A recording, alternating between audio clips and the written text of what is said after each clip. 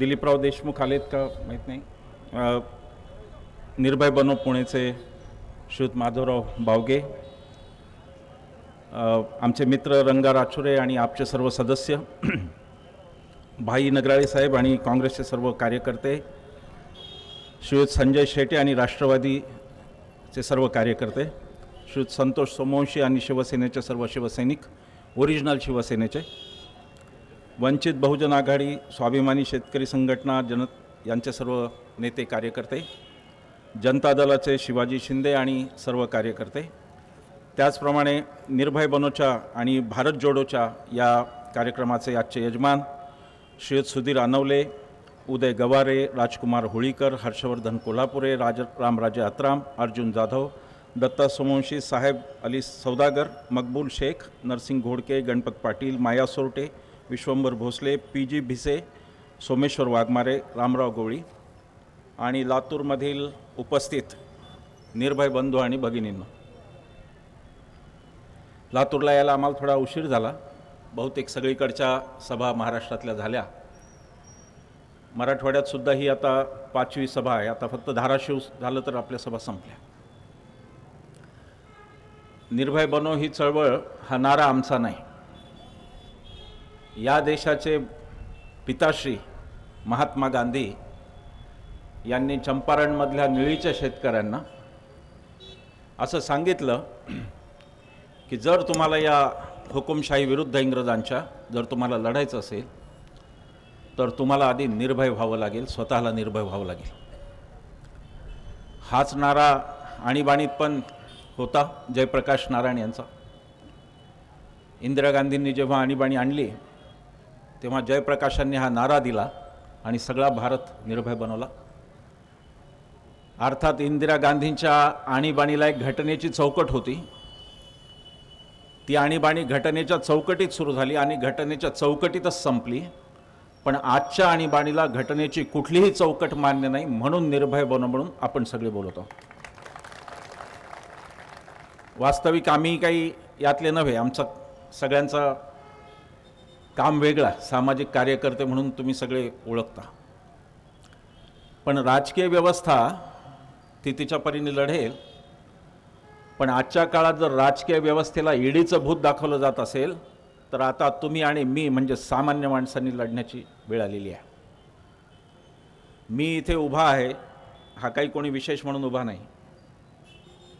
आमच्या सभांना असाच सगळीकडे प्रतिसाद मिळतो, तो काही आमच्या पुण्याईवर नाही. हा जो प्रतिसाद मिळतो, कॅमेरामन भावांना विनंती आहे की हे लोक दाखवावेत. हे सगळे लोक आम्हाला पाहण्यासाठी ऐकण्यासाठी कमी आलेत आणि हे दाखवण्यासाठी आलेत की या देशातून मोदी आणि शहा यांची सत्ता आम्ही हद्दपार करणार. नाहीतर हा काय आमचा प्रांत नव्हता. पण कधीकधी देशावर संकट येतं तेव्हा नागरिकांना उभं राहावं लागतं आणि नागरिकांची भूमिका महत्त्वाची असते. ती भूमिका म्हणजेच निर्भय बनो. संविधानाचं वाचन झालं. संविधानावर अस्मिता बाळगावकर पण बोलल्या. पण या देशाच्या संविधानाचं महत्त्व न कळणारे लोक जेव्हा सत्तेत येतात तेव्हा काय होतं याचं हे उदाहरण आहे. बाबासाहेबांना असं विचारलं गेलं होतं की या संविधानाचं यश कशात आहे, हे संविधान यशस्वी कधी होईल. तर बाबासाहेबांनी स्वतः असं नोंदवलं आहे की या देशाचं संविधान हे जरी चांगलं असेल पण राबवणारे चांगले नसतील तर ते यशस्वी होणार नाही. आणि या उलट माझं संविधान वाईट जरी असेल तरी पण राबवणाऱ्यांची नियत जर चांगली असेल तर हे संविधान यशस्वी होणार. तेव्हा ही एक धारणा आमच्या राष्ट्रीय आंदोलनातून आलेले मोठे मोठे नेते गांधीजी, नेहरू, आंबेडकर, पटेल, गांधीजी बॅरिस्टर होते, पटेल बॅरिस्टर होते, बाबासाहेबांच्या तर पदव्याच मोजता येत नाहीत, नेहरू पण बॅरिस्टर होते आणि या सगळ्यांच्या पदव्या खऱ्या होत्या, एकाचीही खोटी नव्हती, सगळ्यांच्या खऱ्या होत्या. अशी ही माणसं स्वतःचं सगळं सोडून आली. तिकडे युरोपमध्ये जाऊन कमावत बसले असते. पंडित नेहरूंचे तो वडीलच लंडनच्या प्रिव्ही काउन्सिल म्हणजे तिथल्या सगळ्यात मोठ्या न्यायालयात वकिली करत होते, त्यांना हे शक्य होतं. पण नेहरू इथे आले, 9 वर्षाचा वनवास त्यांनी भोगला, ते कैदेत राहिले. सोन्याचा चमचा घेऊन आलेला माणूस तोंडात, मरताना नेहरूंच्या नावावर एकही 7-12 नव्हता. असे पंडित नेहरू, असे गांधीजी, असे बाबासाहेब, असे पटेल. त्यांनी जे स्वातंत्र्य आणलं ते स्वातंत्र्य स्वस्तात विकू द्यायचं का या जोडगोळीला, हा आपल्या पुढचा प्रश्न आहे.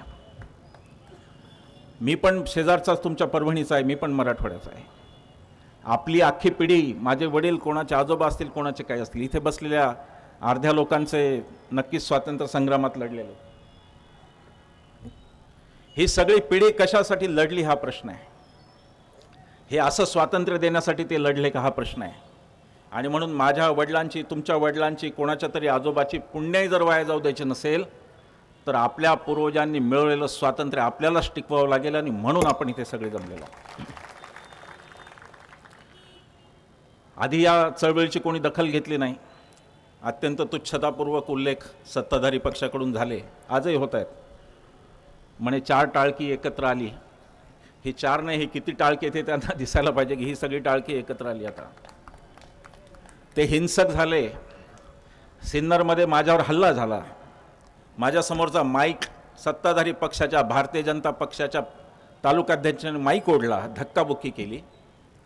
पण त्याच सिन्नरमध्ये हजारोंची सभा घेऊन आपण आपली ताकद दाखवली आणि आपण यांना सांगितलं की नागरिकांच्या वाट्याला जाल तर याद राखा, इथे नागरिक 1-10 येऊन पुन्हा तुमचा बदला घेतील.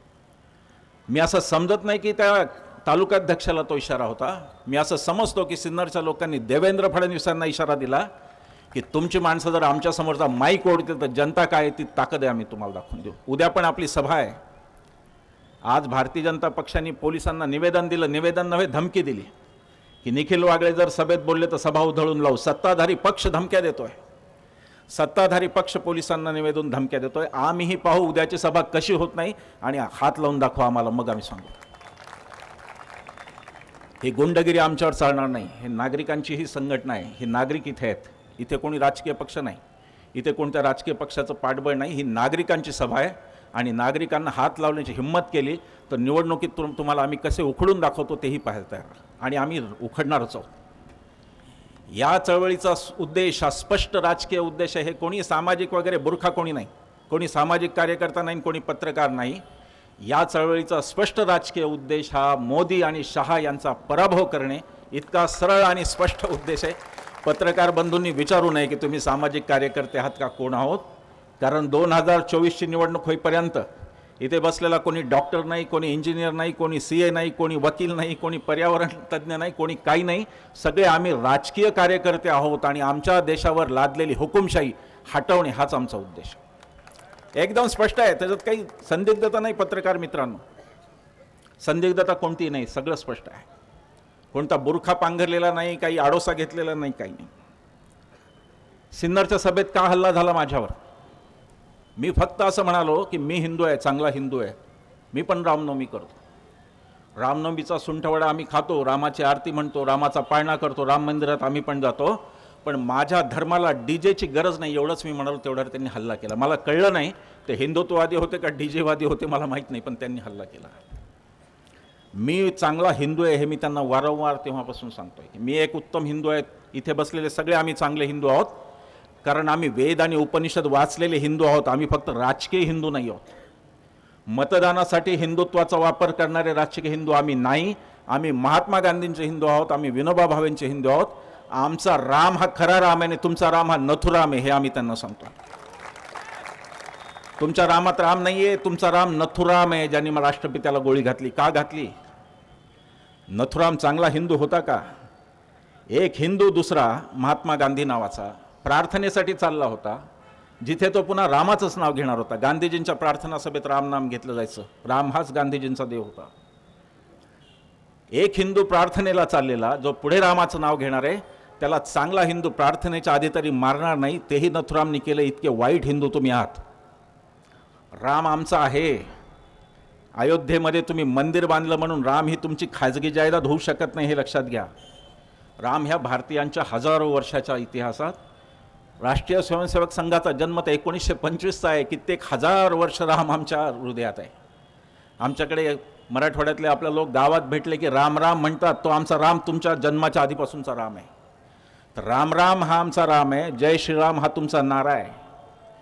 तुम्ही जो राम दाखवता, ज्यांनी धनुष्य ताणलेले रागाने पाहतो, आमचा राम सदैव रागात राहत नाही. आमचा राम कुटुंबवत्सल आहे. आमचा राम सुहास्यवदनी हसतो आमचा राम, आणि आमचा राम बायको सह जातो सगळीकडे. हा आमचा राम आहे. त्याचं वैशिष्ट्य आहे. तेव्हा तुमचा नथुराम बाजूला ठेवा आणि रामावर हक्क सांगायला जाऊ नका. या देशातल्या सगळ्या जनतेचा रामावर हक्क आहे.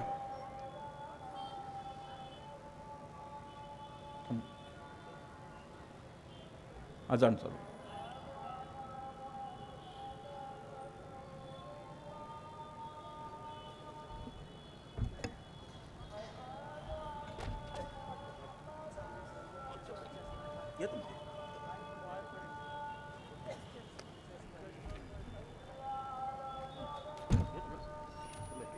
सपोर्ट नाही ना खाली.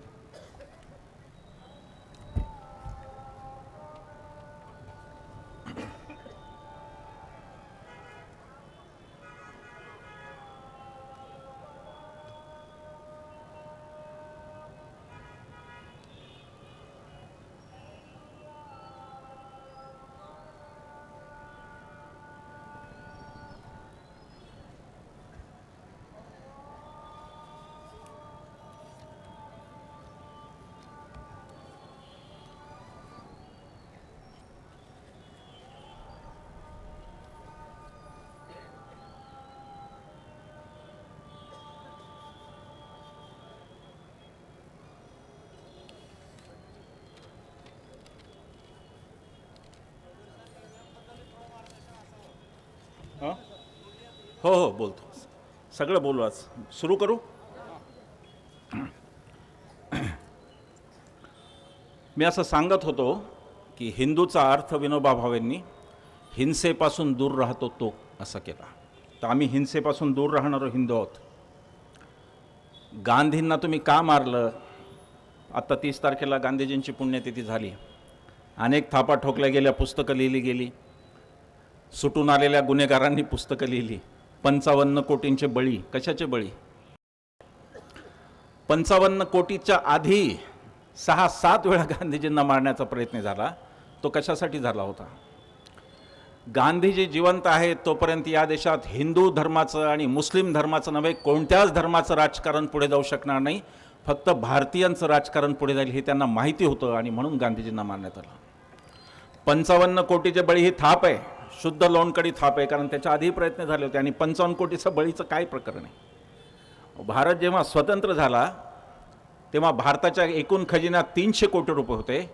त्यातले 225 कोटी आपल्या वाट्याला आले आणि 75 कोटी पाकिस्तानच्या वाट्याला गेले. ही वाटणी इंग्रजांनीच केलेली होती.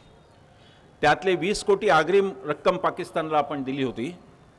आणि गांधीजी एवढंच म्हणत होते की 55 कोटी आपण देणं लागतो, ते दिले पाहिजेत. त्याचं कारण की स्वतंत्र झाल्यानंतर भारत स्वतंत्र झाल्यानंतर कुठल्या तरी दुसऱ्या देशाची केलेला आपला हा पहिला आंतरराष्ट्रीय करार आहे, आणि तोच जर आपण पाळला नाही तर जगात आपली नाचक्की होईल. स्वतंत्र देशाचं आपल्या महत्त्व राहणार नाही. हे गांधीजी म्हणत. त्याच्यासाठी मारलं. पण देताना नॅरेटिव्ह द्यायचे 55 कोटींचे बळी, अमुक तमुक. गांधीजी हिंदू होते, विनोबा भावे हिंदू होते. या देशात भगवद्गीता, लोकमान्य टिळकसुद्धा काँग्रेसचे नेते होते. या देशात भगवद्गीतेसारख्या धर्मग्रंथाची जर चिकित्सा कोणी केली तर ती पुरोगाम्यांनी केली आहे. संघ परिवारन भाजपमधल्या कोणी केलेलं नाही. तुमचा या धर्माशी संबंध काय असा प्रश्न घेऊन मी उभा आहे की कोणता हिंदू धर्म तुम्ही बोलताय आणि तुमचा ह्या धर्माशी खरोखर संबंध आहे का? हा खरा मुद्दा आहे. आज राष्ट्रवाद शिकवला जातो आपल्याला. मला माहिती आहे मी कोणाच्या गावात बोलतोय. मी स्वर्गीय बाबासाहेब परांजपेंच्या गावात बोलतोय. मला माहिती आहे. अतिशय उत्तम सामाजिक नेते असलेले स्वर्गीय बाबासाहेब परांजपे, त्यांच्यापासून उत्तम राजकीय नेते असलेले विलासराव देशमुख यांच्या गावात मी बोलतो हे मला माहिती. शिवराज पाटील चाकूरकरांसारखे अत्यंत ज्ञानी, गीतेवरती कमांड असणारे, त्यांचं एक नाव राहिलं ते घ्यायचं. ते पण गीतेवरती उत्तम बोलतात. मी त्यांची भाषण ऐकलेली. अशांच्या मी गावात बोलतोय. आज या गावाला राष्ट्रवाद कोण शिकवतंय? या गावाला राष्ट्रवाद ते शिकवत आहेत ज्यांनी राष्ट्रपित्याला गोळी घातली, ज्यांनी राष्ट्रगीताची अवहेलना केली आणि ज्यांनी राष्ट्रध्वजसुद्धा नाकारला, ते आज आपल्याला राष्ट्रवाद शिकवत आहेत.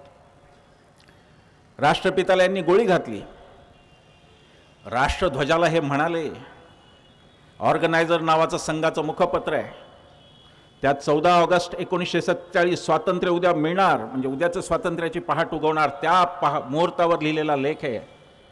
आणि त्याच्यात RSS असं म्हणतं की आम्हाला तिरंगा झेंडा मान्य नाही, कारण हिंदू संस्कृतीप्रमाणे 3 हा अशुभ आकडा आहे, असं RSS म्हणतं. हा प्रवास त्यांचा सुरू झाला. 55 वर्ष या संघटनेने स्वतःच्या कार्यालयावर, मुख्यालयावर तिरंगा फडकवला नव्हता. 2002ला 3 युवकांनी आंदोलन केलं, तिथे जाऊन बळच तिरंगा लावला, म्हणून नंतर ते तिरंगा म्हणायला लागले. आणि आज आम्हाला हे शिकवत आहेत, घर घर तिरंगा, हर घर तिरंगा. आज शिकवत आहेत आपल्याला. अरे आमच्याकडे 42 पासून तिरंगा आहे, तुम्हाला आत्ता कळला नव्याने, कारण तुमचा त्या तिरंग्याला विरोध होता. तो तिरंगा आत्ता तुम्हाला कळला आणि आम्हाला सांगता काय घर घर तिरंगा, हर घर तिरंगा. आमच्याकडे 42च्या चळवळीपासून तिरंगा आहे सगळ्यांच्याकडे. राष्ट्रगीत जनगण मन म्हणत नाहीत, ते म्हणतात की जनगण मन नाही, आमचं राष्ट्रगीत वंदे मातरम. त्यांना हेही माहिती नाही की वंदे मातरम सुद्धा काँग्रेसच आहे. काँग्रेसच्या प्रत्येक अधिवेशनात ते गायलं जायचं, हाही इतिहास त्यांना माहिती नसतो. ते शुद्ध भक्त असतात. भक्त म्हणजे आधी देवाचे म्हणायचे, पण आता कोणाचे तुम्हाला माहिती आहे. निर्बुद्धता म्हणजे भक्त, त्याला काहीही कळत नाही, माहिती तो भक्त. बिंडोकपणा सगळा टोटल. त्यांना तेही माहीत नाही की हे काँग्रेसच्या अधिवेशनात गायलं जायचं, हेही त्यांना माहिती नाही. वंदे मातरम आपलं राष्ट्रगान आहे, ते पण आपल्याला माडगुळकर म्हणाले, वेदमंत्राहून आम्हा वंदे वंदे मातरम. माडगुळकर म्हणाले. अरे गीत रामायण सुद्धा काँग्रेसच्या आमदारांनी लिहिलेलं आहे, लक्षात घ्या. गदी माडगुळकर.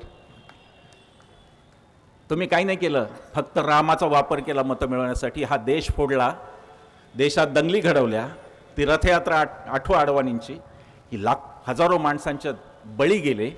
तुम्ही बाकी त्याशिवाय रामाचा राजकीय उपयोग शिवाय रामाचं तुमचं कोणतं नातं ते दाखवा. एखादी कविता रामावर कोणी केली का ते तरी दाखवा. तुमच्या कुठलंही नातं नाही यांचं रामाशी. राम सत्यवचनी होता, यांचा एकही नाही तर रोज खोटं बोलल्याशिवाय राहत नाही. सत्यवचनी होते राम. राम एक पत्नी होते. मी काही उदाहरण देत नाही आता, कोणाचे व्हिडिओ आले काय मी नाही देत ते उदाहरण. रामाचा एक गुण दाखवा.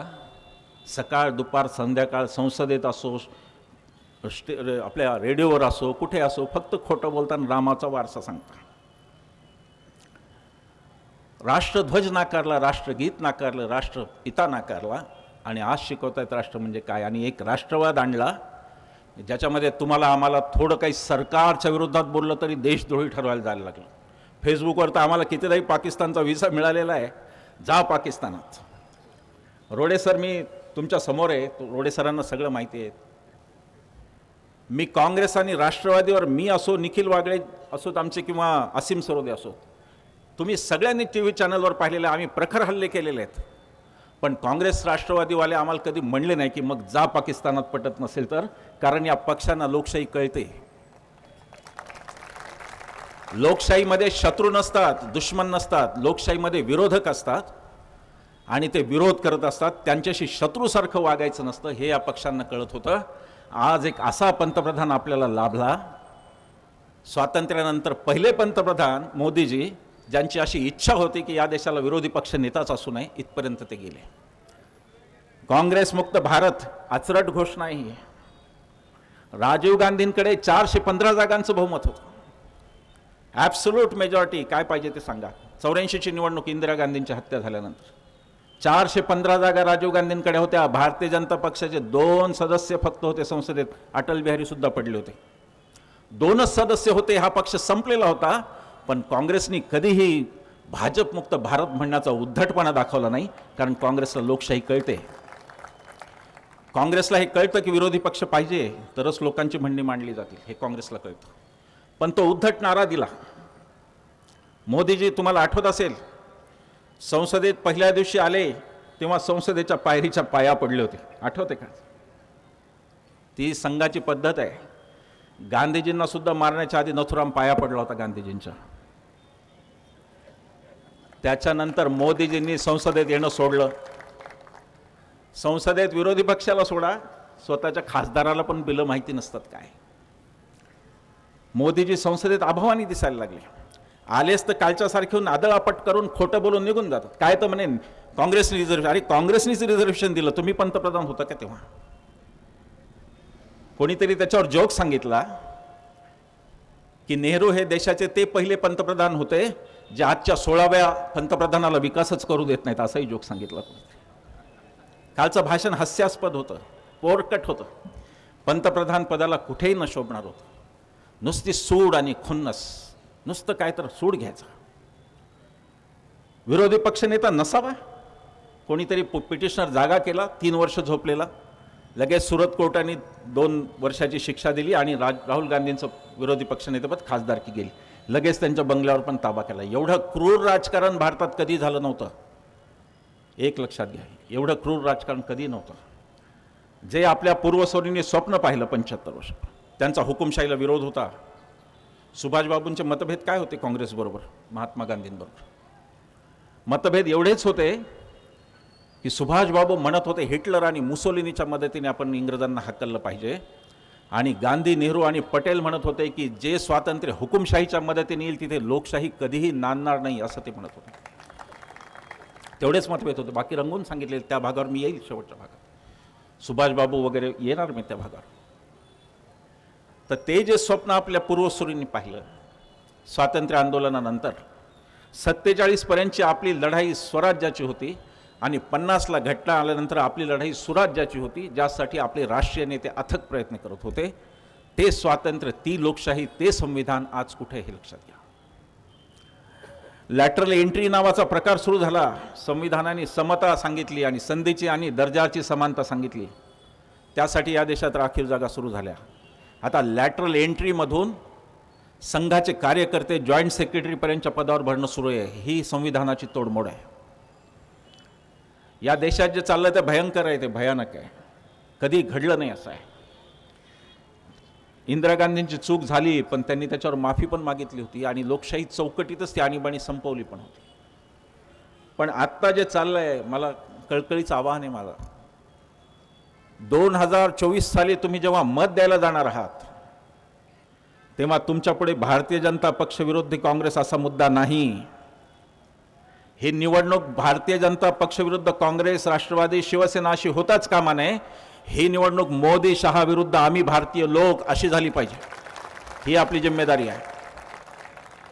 24ला मतदानाला जाताना तुम्हाला मणिपूरवर मत द्यायचं आहे की 2 भगिनी रस्त्यात नग्न होऊन पळतायत आणि हजारोचा जमाव, झुंड त्यांच्या मागे बलात्कार करण्यासाठी पळते.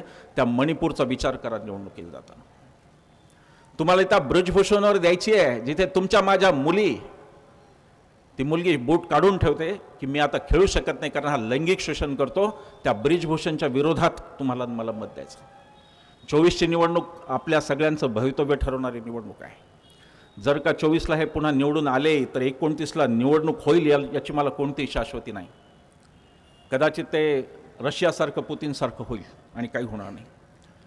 तेव्हा हा सगळा आटापिटा, या सगळ्या सभा, ही सगळी जागरणं, रात्री आम्हाला घरी सकाळी पोहोचायला 5-5 वाजतात, हे तेवढ्यासाठी चालली आहेत की तुमच्या आणि माझ्या मुलींचं, मुलांचं भवितव्य सुरक्षित राहावं, एवढीच त्याच्या मागे तगमग आहे. आम्हाला कोणतीही राजकीय महत्त्वाकांक्षा नाही. आमच्यापैकी कोणालाही राज्यसभेत जायचं नाही, विधान परिषद आम्हाला नको, काही नको. जर निवडून येणारे पुन्हा त्याच मार्गाने गेले तर पुन्हा आपण ही सभा इथेच घेऊन त्यांचाही विरोध नोंदवणार आहोत. तीच आपली नागरिकांची भूमिका आहे. निर्भय बनवची भूमिका ती आहे. दबावगट नागरिकांचा जो सत्तेला प्रश्न विचारेल, सत्तेला आव्हान देईल, असा एक दबावगट हे त्याचं स्वरूप आहे. या देशातल्या कोणाचाही राम मंदिराला विरोध नव्हता. आपल्या मुस्लिम बांधवांचा सुद्धा विरोध नव्हता. कित्येक ठिकाणी मुस्लिम बांधवांनी मिठाई वाटल्याचं स्वतः मी चॅनलवरती पाहिलं. विरोध कोणाचाही नव्हता. विरोध असेल तर रामाचा वापर राजकारणासाठी करण्याला विरोध होता. त्या जाहिराती येत होत्या राम मंदिराच्या, त्यात प्रभू रामचंद्र छोटे दाखवले होते आणि मोदीजी मोठे दाखवले होते, त्यांचा हात घेऊन जातो.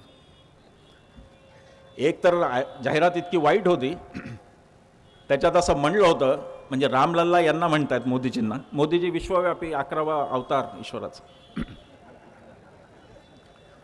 त्यांना रामलल्ला म्हणतायत की मोदीजी 2022ला तुम्ही सगळ्यांना घर दिलं, मला मिळेल असं वाटलं नव्हतं. आता ते सगळे कोण ज्यांना घर मिळालं त्याचा काही पत्ता नाही. ते बहुतेक त्या कलावतीसारखंच आहे सगळं प्रकार. प्रत्येक गोष्टीला राष्ट्रवादाकडे न्यायचं. लोकांना देशद्रोही ठरवायचं. आज तो तुमचा लातूरमधला युवक, त्याचे आईवडील मला भेटायला आले होते, त्याचे सगळे नातेवाईक मला भेटायला लांब त्यांच्या गावावरून शोध घेत घेत आले होते की कुठे मी आहे.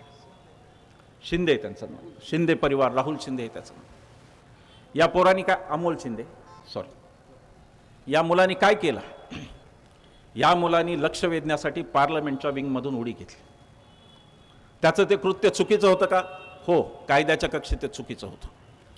पण तिथे जर नेहरूसारखा पंतप्रधान असता तर त्यांनी सांगितलं असतं की या मुलाला माझ्याकडे आणा आणि बसून विचारलं असतं की बाळा तुला काय झालं म्हणून तू उडी मारलीस. त्याला लोकशाही म्हणतात. या देशात पंडित नेहरूंचं एक फक्त सांगतो आणि पुढे जातो. नेहरूंना विचारलं, तुमच्यामध्ये अनेक नेहरू आहेत, परराष्ट्र व्यवहाराचा जाणकार नेहरू आहे, अतिशय पंडित, प्रकांड पंडित असा विद्वान नेहरू आहे, चाचा नेहरूपणे मुलांचा, असे अनेक नेहरू तुमच्यात आहेत, तुम्हाला त्यातला कोणता नेहरू आवडतो असं विचारलं होतं.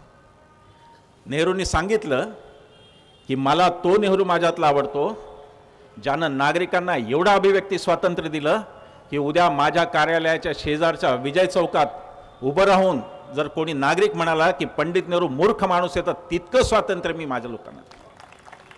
या मुलाला कैदेत घेतलं, ठीक आहे, कायद्याची प्रक्रिया आहे, कैदेत घ्या. आता असं ऐकलं, माध्यमांमधून असं वाचलं की आता असं सांगतायत की तू दबाव त्याच्यावर टाकतायत की तू विरोधी पक्षाच्या लोकांची नावं घे म्हणून दबाव टाकतायत. हे अतिशय चूक आहे. त्यांनी निवडलेला मार्ग कायदेशीरदृष्ट्या वाईटच आहे, हे मी पुन्हा म्हणतो, तो चुकीचा मार्ग आहे. संसदेमध्ये भेदून जाणं ही चांगली गोष्ट नाही. पण तो मुलगा तिथे का आला याच्यावर जर आमच्या पंतप्रधानांना विचार करता येत नसेल तर पंतप्रधान म्हणून ते पूर्ण अपयशी आहेत. 2 कोटी रोजगाराचं आश्वासन कोणी दिलं होतं? हा लातूर मुलगा उठतो आणि दिल्लीत जातो. कशासाठी जातो? मला त्याची आई डोळ्यात पाणी आणून त्याचे आईवडील सांगत होते, अरे तुम्ही त्याला देशद्रोही ठरवाल उद्या, पण लक्षात घ्या तो मुलगा मिलिटरीत जाण्यासाठी तळमळत होता, तो देशद्रोही असू शकत नाही. जो मुलगा म्हणतो की मला मिलिटरीत जाऊन देशाची सेवा करायची, तो काय देशद्रोही असतो का? त्याच्यावर कलम लावताय देशद्रोहाची. जर तिथे कोणी सुजाण माणूस असता तर त्यांनी विचारलं असतं की बाळा तुझी कैफियत काय आहे? शेकडो मैल लांब लातूरहून तू इथे का आला आणि तू असं का केलं? एवढं विचारण्या इतकी पण संवेदना यांच्यात नाही. पुन्हा थांबायचं का चालू ठेव? चालू ठेवायचं. धन्यवाद. हे विचारण्याचं सौजन्य तुमच्यात नाही. देशातला एक तरुण बेरोजगार, त्याची समजूत काढण्यासाठी तुमच्याकडे वेळ नाही आणि आता तुम्ही त्याचं राजकीयकरण करू पाहता, ही फार गंभीर बाब आहे. या सगळ्या राष्ट्रवादाचा बुरखा सत्यपाल मलिक यांनी फाडला. पुलवामामध्ये काय घडलं हे त्यांच्याच पक्षाचे राज्यपाल राहिलेले सत्यपाल मलिक, जे की भारतीय जनता पक्षाचे राज्यपाल होते, त्यांनी सांगितलं की वेळेत विमानं दिली नाही आणि म्हणून आमच्या सैन्याला रोडनी रस्त्याने जायला लागलं आणि म्हणून त्यांची हत्या झाली. तुमच्या राष्ट्रवादाचा बुरखा आता पुरेसा उतरलेला आहे. यापुढे तरी राष्ट्रवादाच्या गप्पा त्यांनी करू नयेत. राम मंदिराचं उद्घाटन असो की संसदेचं उद्घाटन, तिथे द्रौपदी मुर्मूंना का स्थान नाही हा मुद्दा आहे. त्या आदिवासी आहेत म्हणून नाही की त्या स्त्री म्हणून नाहीत, हा मुद्दा विचार करण्यासारखा आहे. कारण यांच्या राज्यात स्त्रियांचं दमन झालं. मणिपूर प्रकरण घडलं, उन्नावमध्ये बलात्कार झाला एका असहाय्य मुलीवर. ते योगीचं राज्य आहे, संन्यासाचं राज्य आहे. हिंदू धर्माचं सगळ्यात मोठं विकृतीकरण आहे की एक संन्यासी मुख्यमंत्री होतो. हे हिंदू धर्माचं सगळ्यात मोठं विकृतीकरण आहे. आमच्या धर्माप्रमाणे संन्यासाचा धर्म हा सर्वसंग परित्याग, त्यांनी सत्ता पैसा सगळ्या गोष्टी सोडलेल्या असतात. हे मुख्यमंत्री करतात, तर हिंदू धर्माचं विकृतीकरण तुम्हीच जास्त करता हे म्हणाले. तर योगीच्या राज्यात उन्नावमध्ये काय घडलं? बायकांवर अत्याचार अगदी कालपर्यंत आजपर्यंत चालू आहे. यांना स्त्रियाच मान्य नाहीत, यांच्या संघटनेत स्त्रियांना प्रवेश नाही, यांना स्त्रिया मान्यच नाही स्त्रिया. आणि द्रौपदी मुर्मू या आदिवासी शबरी माता, जिच्या हातची उष्टी बोरं रामाने खाल्ली, त्या वंशाच्या आदिवासी महिला, त्यांना तुम्ही का बोलवलं नाही एवढं सांगा. या धर्माचे 4 शंकराचार्य, त्यांना का बोलवलं नाही ते सांगा. शंकराचार्यांसह सगळे सांगत होते की पौष महिना हा अशुभ महिना समजला जातो हिंदू धर्मात. तुम्हाला निवडणुकीसाठी पौष महिन्यात न बांधलेलं, अर्धवट बांधलेलं मंदिर, त्याची उद्घाटनाची घाई हे सांगून गेली की तुम्हाला आता राम हा शेवटचा आसरा राहिला आहे, त्या पलीकडे तुम्हाला काही आधार नाही. मी तुम्हाला सांगणार हे कसे हरणार आहेत. मी नुसता गप्पा करून नाही जाणार. खोटं बोलत नाही मी. खोटं बोललो असतं तर भारतीय जनता पक्षात फार मोठा झालो असतो कुठेतरी.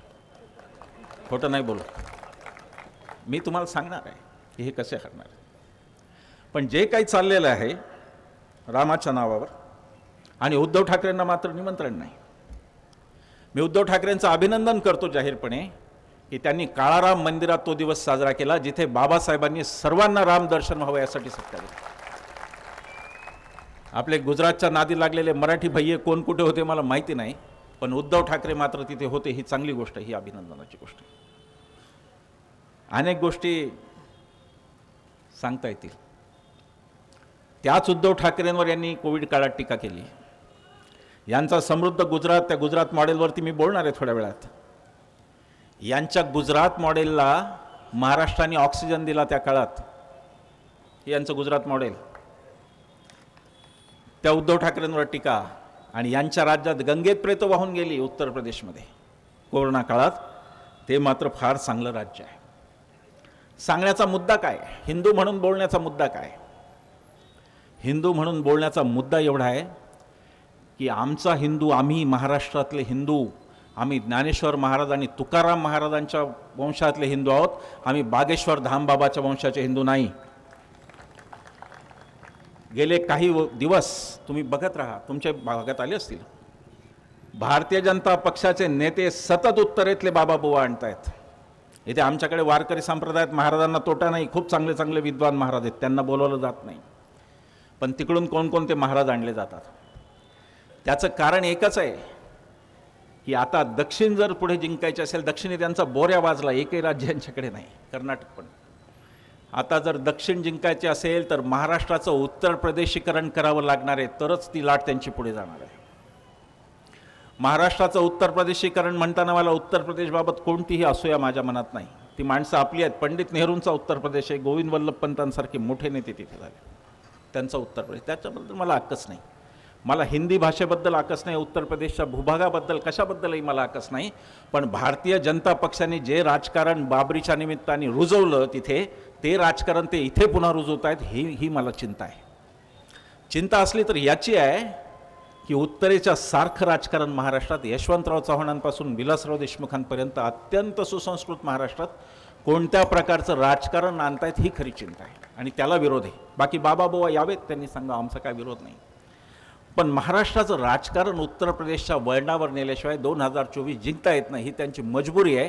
आणि म्हणून आमची जी संत परंपरा ज्ञानेश्वर महाराज आणि तुकाराम महाराजांच्यापर्यंत, त्या संत परंपरेला छेदून त्यांना उत्तर प्रदेशचं धर्मकारण इकडे आणायचं आहे.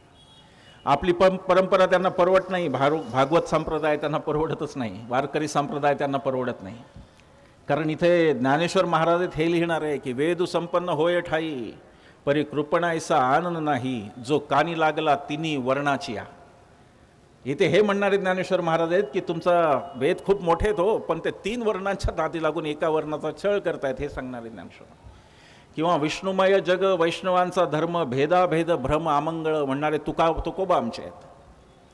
त्या परंपरेला यांना सहन होणार नाही, कारण यांना समता नकोच आहे. यांना समता वगैरे गोष्टी नकोच आहेत. समतेच्या नावाने काहीतरी ते समरसता नावाचं यांचं चालतं. तर मुद्दा असा आहे की राम राम म्हणणारा मूळ हिंदू आणि जय श्रीराम म्हणणारा संघी हिंदू यांच्यातला संघर्ष हा मूळ मुद्दा आहे.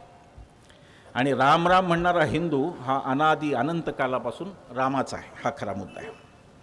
मध्ये वारीत धारकरी पाठवले होते पुण्याच्या, ते वारकऱ्यांनी परतून लावले. कशासाठी धारकरी पाहिजेत? कशासाठी शस्त्र पाहिजेत?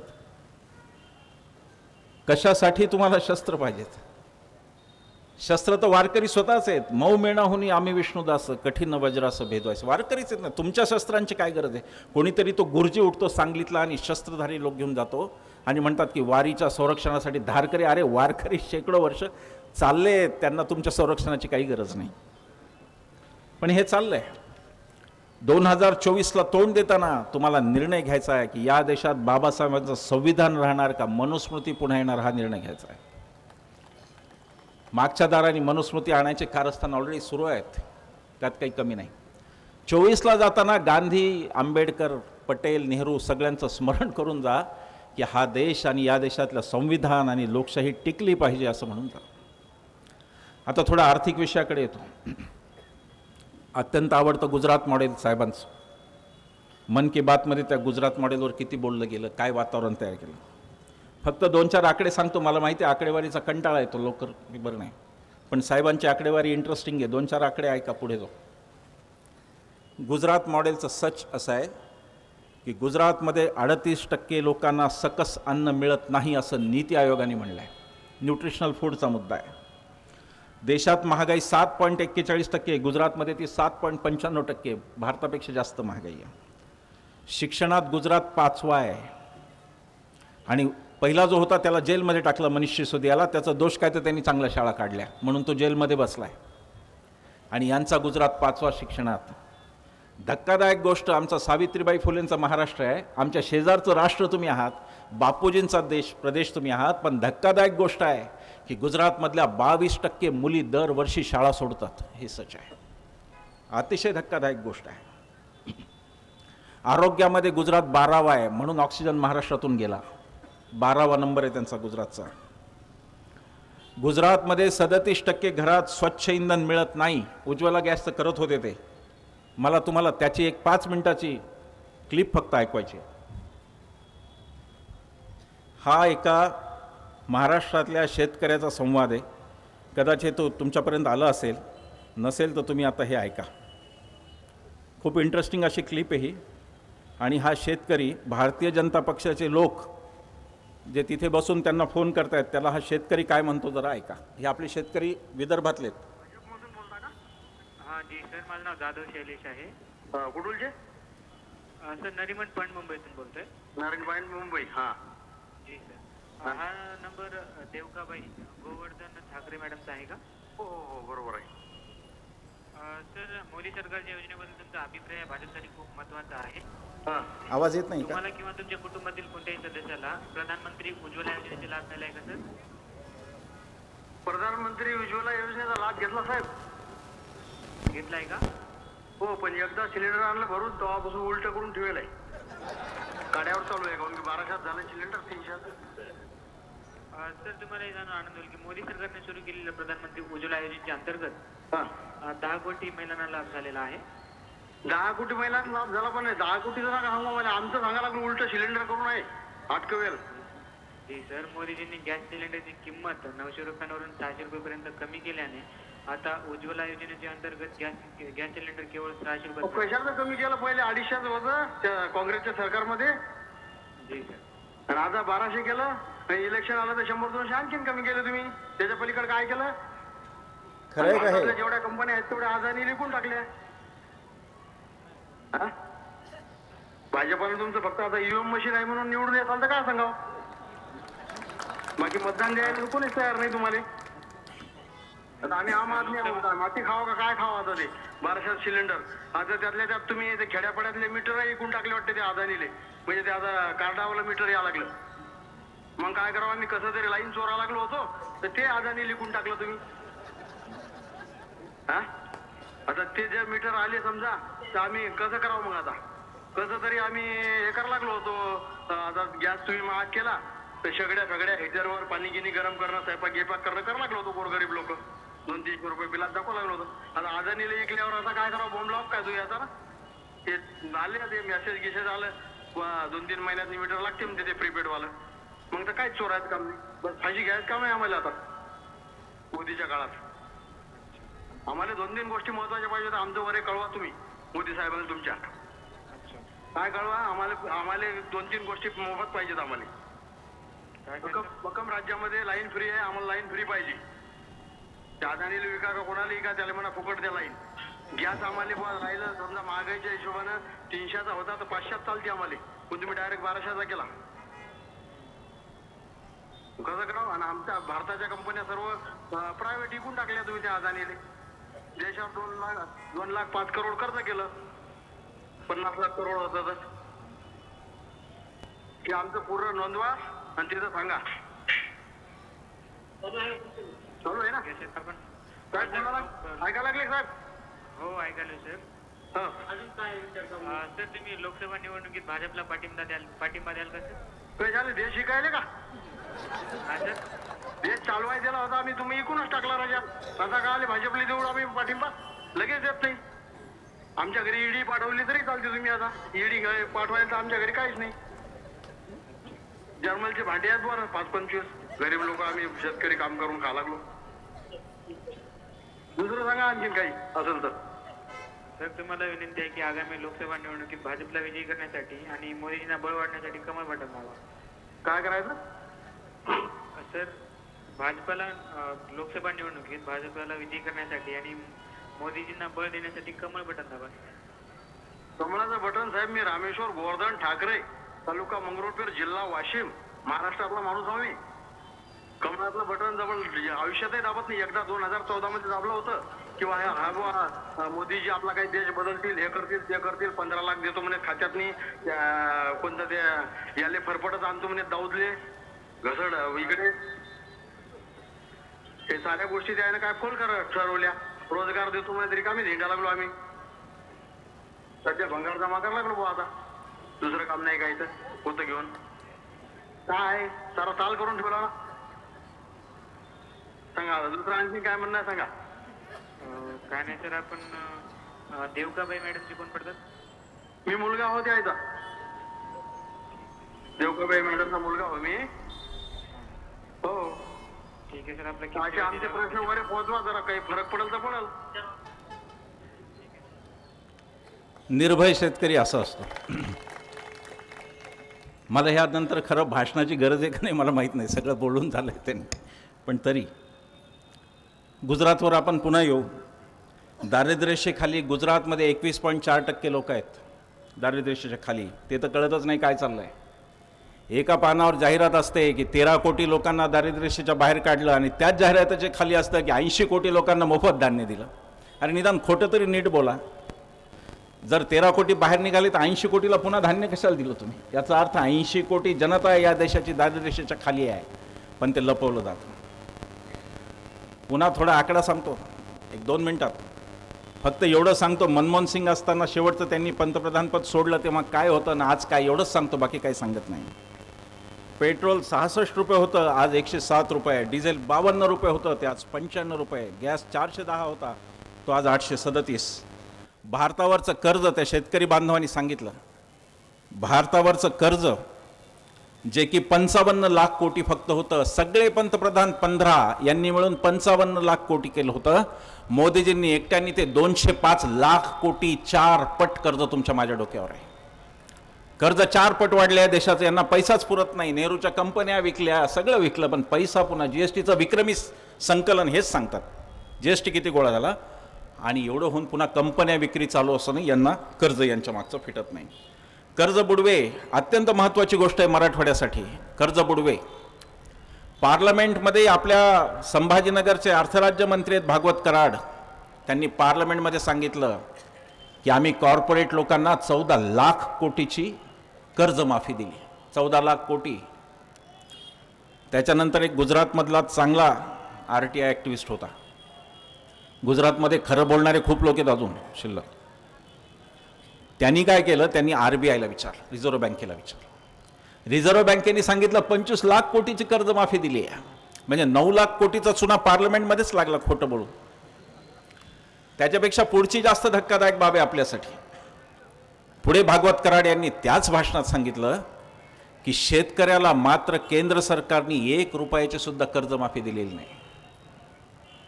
इथे शेतकरी आत्महत्या करतायत.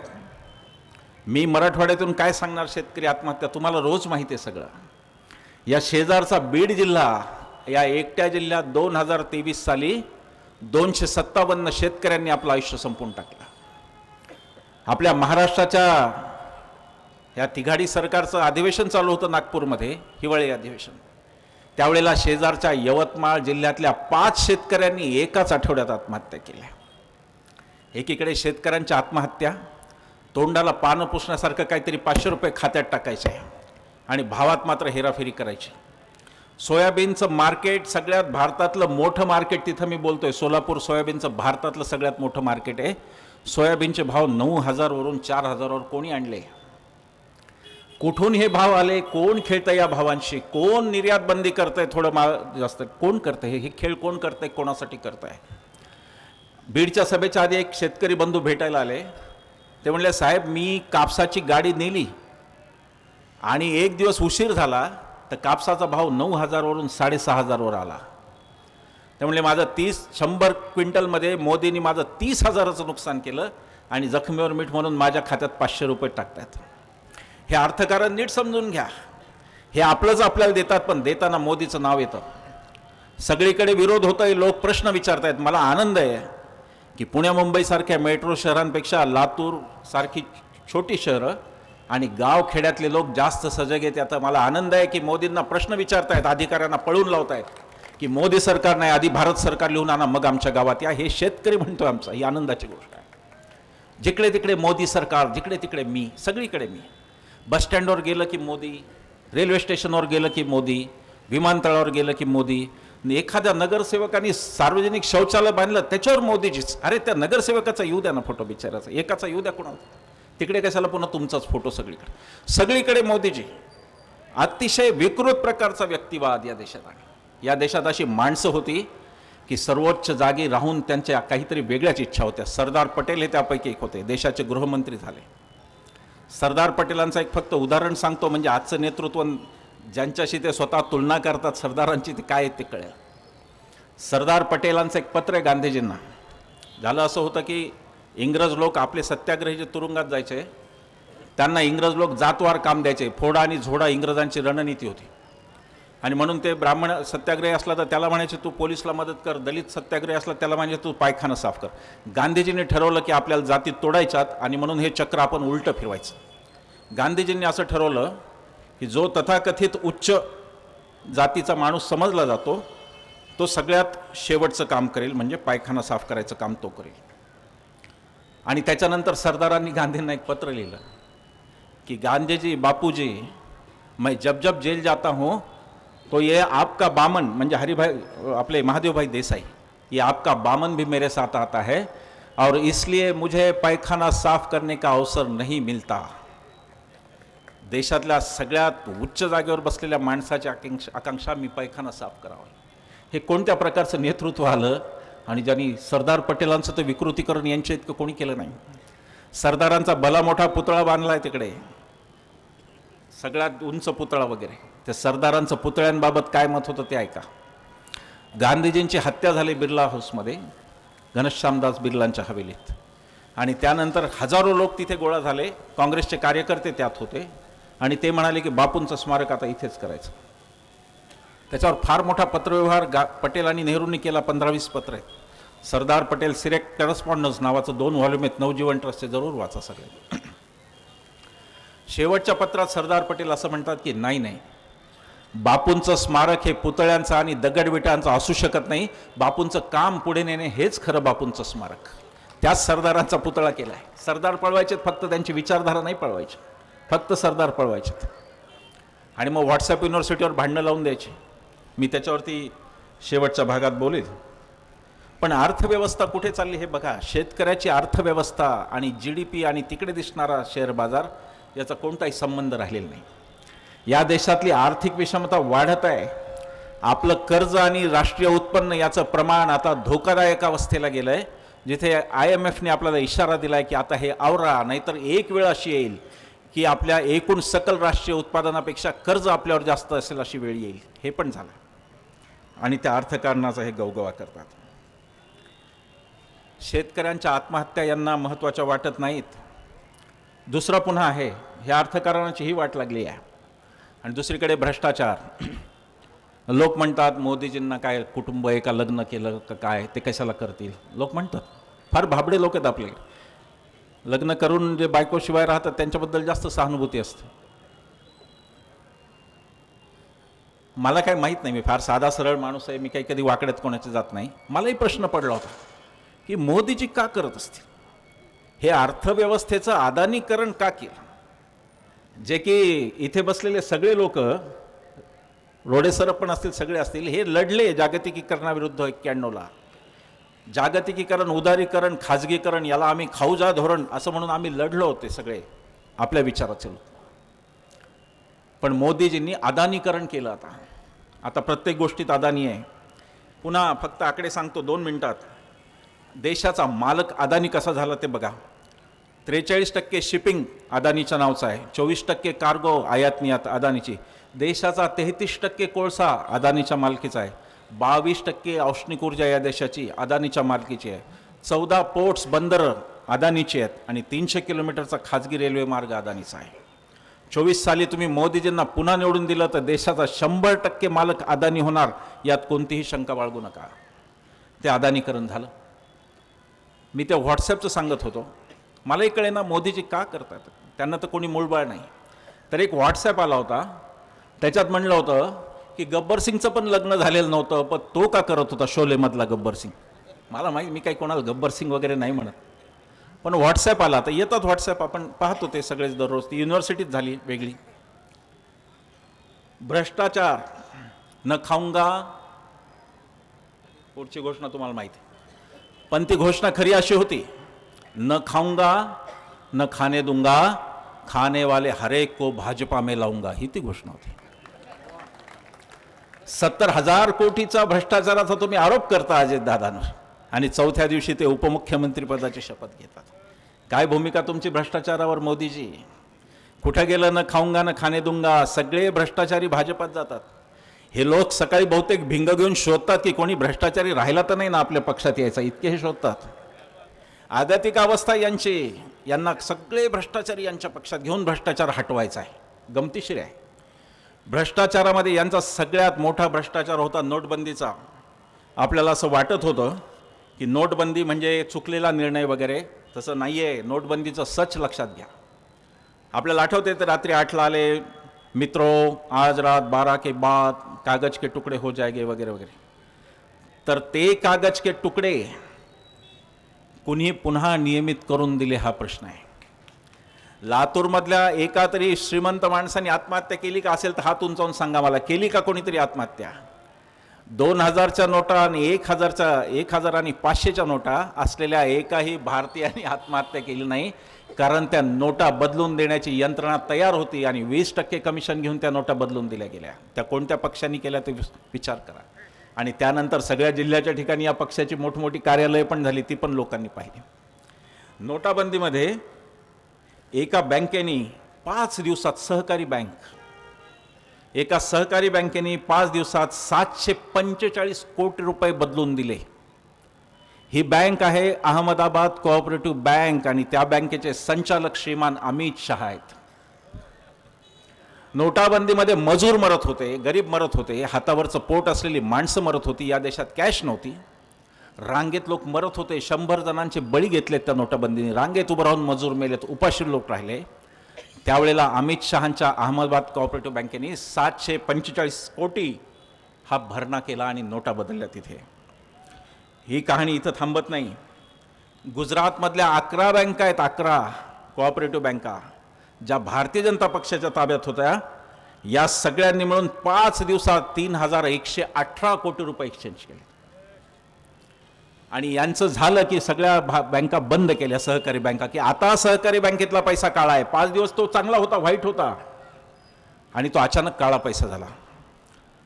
दुसरा यांचा घोटाळा, PM केअर फंड, पंतप्रधान सहायता निधी पहिल्यापासून आहे. त्याच्यामध्ये आपण सगळे पैसे पाठवायचो.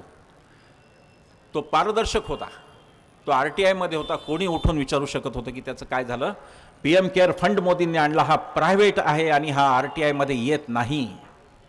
या PM केअर फंडामध्ये आपल्याच सरकारी कंपन्यांनी 2913 कोटी रुपये आजपर्यंत दिलेत.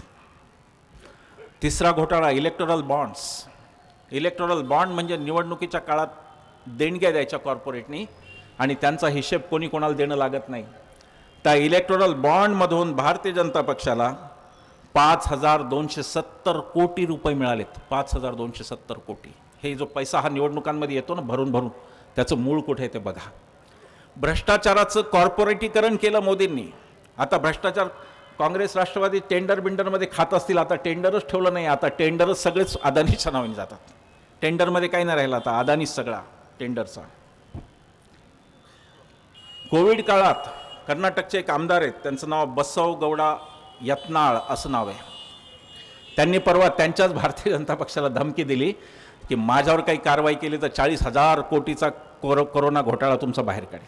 त्यांनीच घोषणा दिली. ही स्थिती आहे देशाची, भ्रष्टाचारातली स्थिती ही आहे. महाराष्ट्रातले तर सगळेच तिकडे गेले, अजितदादांपासून ईडी नावाची फार चमत्कारिक गोष्ट आहे. हे भारतीय जनता पक्षाचं इलेक्शन डिपार्टमेंट आहे. हे भारतीय जनता पक्षाचं इलेक्शन डिपार्टमेंट आहे. यांच्या विरुद्ध आम्ही नोटीस दिली. 9 ऑगस्टला ऑगस्ट क्रांतीदिनी आम्ही ईडीवर मोर्चा नेणार होतो. आमची मागणी ही नव्हती की कोणाला सोडा. आमची मागणी ही असणार होती की ईडी आप भी निर्भय बनो, सबके ऊपर कारवाई करो, ही आमची मागणी असणार होती. कोण कोण गेले नावं वाचतो फक्त, त्यांचं सगळ्यांचं सगळं तुम्हाला माहिती आहे. मी काय सांगणार. लातूरमधून कोणी गेलं का मला माहीत नाही.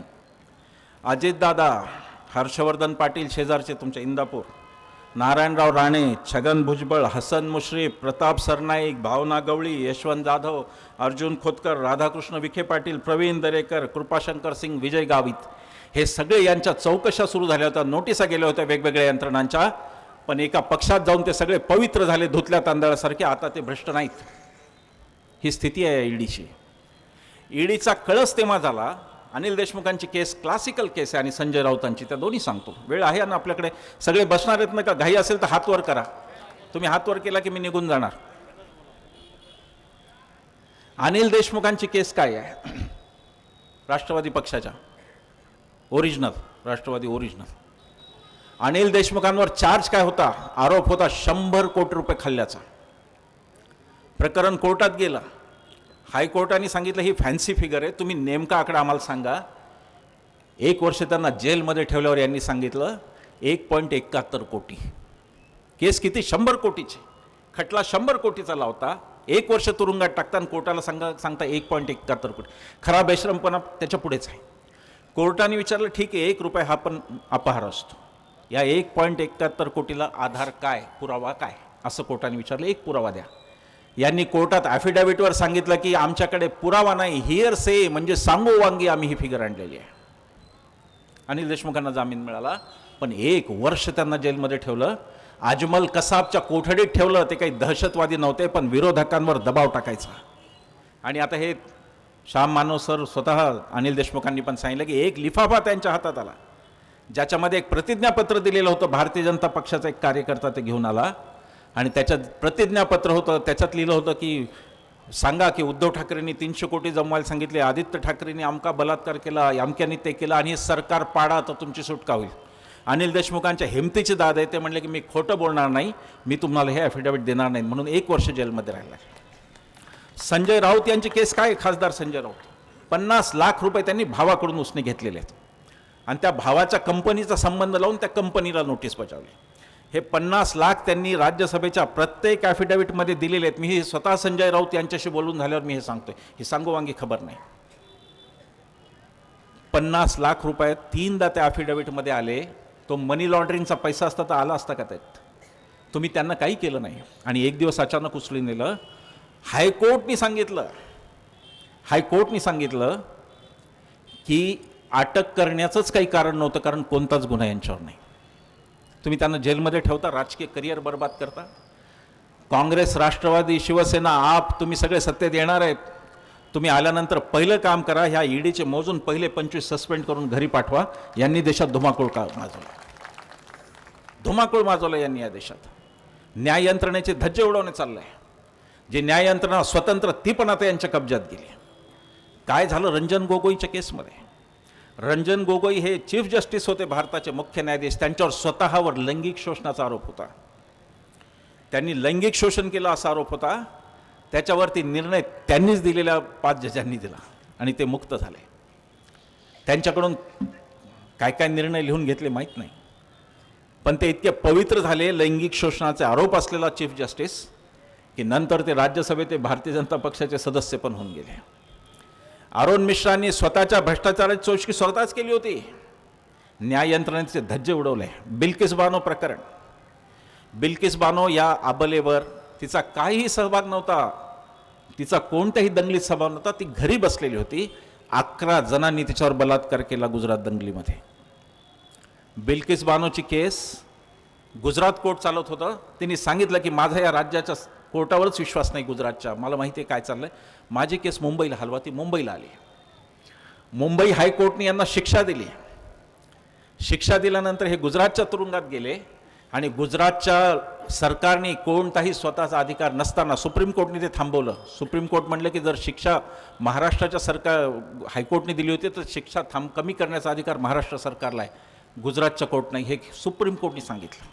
आणि त्याच्यावरचा बेशरमपणा की तिचे मारेकरी मोकाट सोडले आणि त्या मोकाट मारेकऱ्यांची यांच्या संघटनांनी त्यांचा सत्कार केला, यापेक्षा वेगळा वाईट हिंदू कोण असू शकतो की जो बलात्कार केलेल्या माणसाचा सत्कार करतो? याच्यापेक्षा वाईट हिंदू कोण असू शकतो? सगळीकडे बदनाम करतात. यांची 14ची घोषणा होती, छत्रपतींचा आशीर्वाद. छत्रपती ह्या अशा लोकांना आशीर्वाद देणार आहेत का? बलात्कारी लोकांना का मणिपूरमधल्यांना आशीर्वाद देणार आहेत? छत्रपतींची बदनामी करू नका हे सांगण्याची यांना वेळ आली की बलात्कारांसाठी आणि छत्रपतींचं नाव आमच्या खराब करू नका हे म्हणायचे. कोर्टाचे धज्जे उडालेत. सुप्रीम कोर्ट निर्णय पहा सुप्रीम कोर्टाचे. मला काही बोलायचं नाही, पुन्हा माझ्यावर कंटेम्प्टची केस होईल. पण महाराष्ट्राचा निर्णय पण बघा. आता पुन्हा तोच निर्णय त्यांना घ्यायचा आहे सत्ता झाल्यानंतर. निर्णय काय होता? निर्णय असा होता की मुलामुलीची पसंतीच झाली नव्हती, साखरपुडा चुकीचा होता, लग्न चुकीचं झालं, पण ठीक आहे आता झालंच हे लग्न तर राहू द्या यांना एकत्र, असा निर्णय होता. तुम्हाला आज काय ठरवायचं आहे? आता ते राहुल नार्वेकरांनी पुढे पाठवलं. राहुल नार्वेकर तर म्हणतात की हा पक्षांतर बंदीचा मामलाच नाही. मग तुम्ही ऐकलं कशाला 1 वर्ष प्रकरण? कशासाठी ऐकलं? कोणी लिहून दिला निकाल? कशासाठी ते ऐकलं? आणि आज तुम्ही सांगता हे पक्षांतर बंदीचं 10व्या परिशिष्टाचं प्रकरणच नाही आणि आत्ता पुन्हा चीफ जस्टिस साहेबांना हेच प्रकरण ऐकावं लागणार आहे ज्याच्यावर कदाचित सुप्रीम कोर्टने तेव्हाच निर्णय दिला असता. तेच प्रकरण आता पुन्हा आहे. पण यामध्ये हे जे अनैतिक सरकार महाराष्ट्राचं, बेकायदा सरकार, याची मात्र चांदी झाली. मंत्रालयात धादू करून पैसे कमवायला हे मोकळे झाले. सुप्रीम कोर्टनं जर कदाचित तिथेच निर्णय दिला असता तर हे सगळं थांबलं असतं, पण ते थांबलं नाही. या देशातल्या यंत्रणा दबावाखाली आहेत. निवडणूक आयोग दबावाखाली आहे. राष्ट्रवादीचं चिन्ह काढलं, त्याच्या आधी उद्धव ठाकरेंचं काढलं. निवडणूक आयोगाला मॅन्डेट काय आहे? चिन्ह कोणाचं का पक्ष कोणाचा हा मॅन्डेट आहे निवडणूक आयोगाला? आमची याचिकाच आसिम सरोदेंच्या वतीने, आसिम सरोदेंनीच ती याचिका दाखल केली होती आमच्या वतीने. आणि त्याच्यात आम्ही एक प्रश्न फक्त सुप्रीम कोर्टला म्हणलं होतं, कृपा करून याच्यावर लक्ष द्या. दुर्दैवाने सुप्रीम कोर्टने ते पाहिलं नाही. आमचा युक्तिवाद असा होता की जर मी विधिमंडळातलं बहुमत गमावलं असेल, पण मी संभाजीनगर महापालिकेत बहुमतात आहे, मी मुंबई महापालिकेत बहुमतात आहे, तर एकाच बहुमताच्या आधारे माझा पक्ष ठरवता येतो का? हा मुद्दा होता. तो सुप्रीम कोर्टने इग्नोर केला. मुद्दा प्रतोद कोणाचा असा आहे आणि तो उद्धव ठाकरेंचा प्रतोद करा हे सुप्रीम कोर्टने सांगून ठेवलं. आता त्यात काय सुप्रीम कोर्ट निर्णय देणार याची मला उत्सुकता आहे. पण निवडणूक आयोग ज्या प्रकारे वागला पक्षपातीपणे, कालही त्यांनी देऊन टाकले. निवडणूक आयोग इतक्या थराला गेला आहे की कदाचित एखाद दिवशी अजितदादा हेच शरद पवार आहेत हेही तो आता म्हणू शकतो. पूर्णतः यंत्रणांची माती झालेली आहे. जर नवीन सरकार आणि ते मला खात्री आहे सत्तांतर होणार आहे, सरकार नवीन आलं तर त्याला पुन्हा ह्या व्यवस्था उभं करणं हे 10 वर्षाचं काम आहे पुढच्या. एवढी त्यांची मोडतोड झालेली आहे. सगळ्या बाजूंनी तुम्ही पहा, ईडीची दादागिरी इथपर्यंत गेली की भारतीय जनता पक्षाच्या एका नेत्यांनी सांगितलं म्हणून ईडीने तामिळनाडूतल्या एका शेतकऱ्यावर धाड टाकली ज्याच्या खात्यात 450 रुपये होते. लाज वाटली पाहिजे की आपण काय करतोय. पश्चिम बंगालमध्ये ईडीला लोकांनी मारून परत पाठवलं. मला त्या मारण्याचं मी समर्थन करत नाही, हिंसेचं समर्थन मी करत नाही. शासकीय व्यवस्था ती व्यवस्था आहे, तिला मारहाण करणं योग्य नाही. पण आपण इथपर्यंत का आलो याचा विचार ईडीने करावा की या देशातले लोक जे आमचा पगार करतात, माझ्या तुमच्या टॅक्सवर ईडीचा पगार होतो आणि हे चाकरी कोणाची करतायत एकदा त्यांनी त्याचा विचार करावा, मग त्यांच्या लक्षात येईल. अनेक गोष्टी आहेत, पण किळसवाना व्यक्तिवाद ही फार मोठी गोष्ट आहे. सगळीकडे ते एकटेच राहतात. मंदिरात इकडे तिकडे एकटेच फिरतात. कुठे फिरतात देव जाणे. ते एकटेच असतात बघा कधी पण. तुम्ही परवा पाहिलं रामलल्ला काही सेकंद दाखवलं, बाकी सगळा वेळ मोदीजीच इकडे तिकडे फिरतायत. धोतर घातल्या, वेशभूषा वेगवेगळ्या. फॅन्सी ड्रेस स्पर्धेत पहिले येत असावेत शाळेत कदाचित. एवढे ड्रेस घालतात वेगवेगळे. कधी टोप्याच बदलतात, कधी मोराची टोपी, काय काय ते. लहान मुलांना फार आवडतं ते. हे काका किती कपडे बदलतात आजोबा असं म्हणतात. आवडतं त्यांना, फार प्रिय आहेत ते मुलांमध्ये, छोट्या मुलांमध्ये. सगळीकडे एकटे. G20 नावाची परिषद परवा झाली.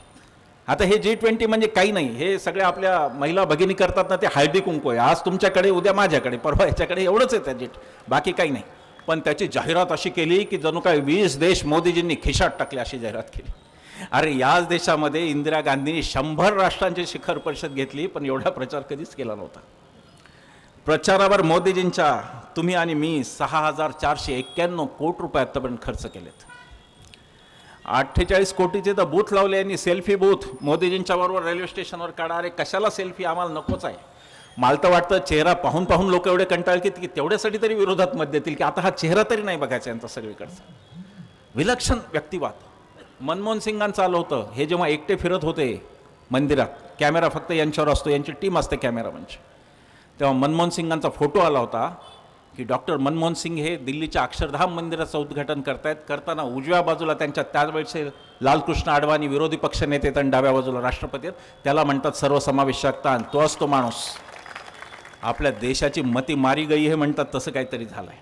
डॉक्टर मनमोहन सिंग या देशातला एक असा पंतप्रधान ज्याच्या 6 योजना या देशातल्या सामान्य माणसाचं, गरिबाचं भवितव्य बदलणाऱ्या ठरल्या. मनमोहन सिंगांची पहिली योजना अन्न सुरक्षा योजना, या देशात कोणी उपाशी राहू नये, मनमोहन सिंग. भूमी अधिग्रहण योजना, 4 पट मोबदला शेतकऱ्यांना देणारा भूमी अधिग्रहण कायदा, मनमोहन सिंग. मनरेगा, मागेल त्याला मजुरीची हमी, मनरेगा, मनमोहन सिंग. शिक्षणाचा अधिकार, right to education, Manmohan Singh. माहितीचा अधिकार, RTI, मनमोहन सिंग. आणि आदिवासींचा फॉरेस्ट राईट ॲक्टसुद्धा मनमोहन सिंग. या देशाची बुद्धीच भ्रष्ट झाली की केम्ब्रिज विद्यापीठाच्या आणि एवढ्या सगळ्या योजना लोकांसाठी आणणाऱ्या माणसाला हा देश मौनी बाबा म्हणतो, आणि ज्याच्या पदवीचा पत्ता नाही त्याला विश्वगुरू म्हणतो. या देशाची भ्रमिष्टपणा कधी आला आणि कसा आला मला कळायला मार्ग नाही. की किती हा भ्रमिष्टपणा की ज्याच्या डिग्रीचा पत्ता नाही तो विश्वगुरू काय, आणि जगाला भारत का विश्वगुरू होणार सांगतात. हे सगळं अशासाठी सांगायचं की हा इतिहास आपल्याला नीट समजून घेता आला पाहिजे. हा देश काय होता, तो कुठे आला, हे आपल्याला नीट समजून घेता आलं पाहिजे. आत्ता अस्मिताने विषय काढला, सायंटिफिक टेम्परामेंट. राज्यघटनेने ते बंधनकारक आहे, लक्षात घ्या. हा मुद्दा तुमच्या माझ्या मुलांचा आहे. हा छोट्या छोट्या मुलांचा प्रश्न आहे. त्यांना विज्ञानात काय शिकवलं जाणार हा प्रश्न आहे. भारतीय राज्यघटना सायंटिफिक टेम्परामेंट, वैज्ञानिक दृष्टिकोनाचं बोलते, यांनी तो हद्दपार केला. विज्ञानाच्या म्हणजे सायन्स काँग्रेसमध्ये, विज्ञान परिषदेत बोलताना पंतप्रधान असं म्हणाले की आमच्याकडे प्लास्टिक सर्जरी होती, आणि त्यांनी उदाहरण दिलं. ते सगळ्यांना माहिती आहे की पार्वतीला स्नानाला जायचं होतं, आणि म्हणून पार्वतीने गणपतीला सांगितलं की तू इथं बसून राखण कर, आत कोणाला येऊ देऊ नको. आणि शंकर आले आणि ते कोपायमान झाले. त्यांना आपला मुलगा आहे माहिती नाही, त्यांनी शिरच्छेद केला. मग म्हणाले, मित्रों हमारे पास प्लास्टिक सर्जरी थी, इसीलिए तो हाथी का मुंह चिपका दिया म्हणले ते. तर बाळ फोंडके आपले शास्त्रज्ञ आहेत महाराष्ट्रातले मोठे, त्यांनी महाराष्ट्र टाइम्समध्ये एक लेख लिहिला आणि त्यांनी एकच प्रश्न विचारला. ते म्हणले की तेव्हा जर प्लास्टिक सर्जरी होती तर जे शिरच्छेद करून रोडवलं होतं तेच डोकं का लावलं नाही, एक हत्ती का मारला त्याच्यासाठी अजून हे कळायला मार्ग नाही.